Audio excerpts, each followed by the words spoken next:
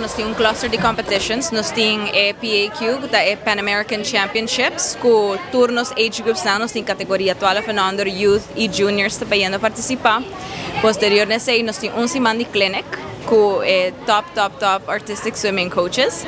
E depois desse aí, nós vai quedar com o grupo de juniors para Mundial Junior de World Aquatics. E tu sabes que tu lugar na onda? Na Lima, Peru. Quantos países você vai topar com qualquer país? Agora aqui nós temos aproximadamente 23 delegações na Pan American Championships e na Junior Worlds nós temos gente do mundo também daí. E a preparação para a estava seguro não basta grande, me imagina, não vai sem mais. Hopi preparação, hopi momento não difícil, hopi momento não de mais alegre.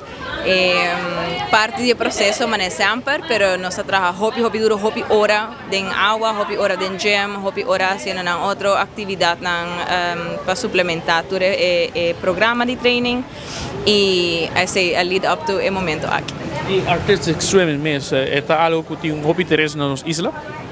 Artistic swimming é deporte que não é conhecido quase dentro do país, é deporte hopi não bom conhecido. É deporte hopi complexo que exige hopi habilidade de hopi outro deporte como andamento, diving, bailamento, acrobatics, hopi outra habilidade que conjunto te cria artistic swimming.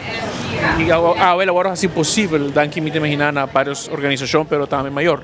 Claro que sim, mas danke naturalmente maior não que todo dia tem culanta, quase 4 inta para riba 13 apoiar tudo sempre que involucrar, pois apoio sempre na idade aqui não tá grande, então é maior não 100%, então não que funda tudo isso.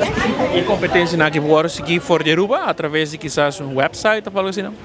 Tem a possibilidade que tem link para live feed, seja via Facebook ou seja outro canal, nos lo provide para por desfrutar de nossa apresentação.